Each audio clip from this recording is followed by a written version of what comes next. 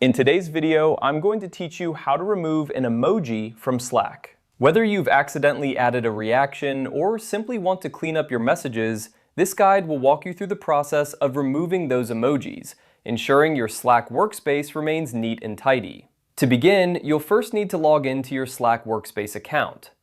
Open your Slack application or go to the Slack website and enter your login credentials. Once you're logged in, you'll find yourself on the main dashboard of your workspace. Next, head over to the Direct Messages section. This is where you might have private conversations with colleagues or team members. Click on Direct Messages in the sidebar on the left. Here, you'll be able to see all your private chats. It's a good idea to check through these direct messages to see if the emoji you want to remove is present in any of these conversations.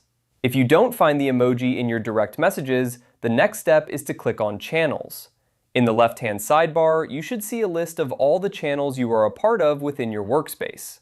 Click on Channels and review the messages in each channel. This is an excellent way to ensure you don't miss any messages that might have the emoji you're looking to remove. Once you've located the message with the emoji, whether it's in a direct message or a channel, the next step is straightforward.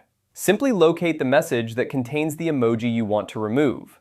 Once you find it, you'll see the emoji attached to the message, usually as a reaction or part of the text itself. Now, to remove the emoji, all you need to do is click on it. If the emoji is a reaction, clicking on it will remove your reaction from the message. If the emoji is part of the message text itself, you may need to edit the message. To do this, hover over the message and look for the Edit option, usually represented by a pencil icon. Click on it and you can backspace over the emoji to delete it. Once you're satisfied with the changes, hit Enter or click Save to update the message. And there you have it. You've successfully removed an emoji from your Slack messages.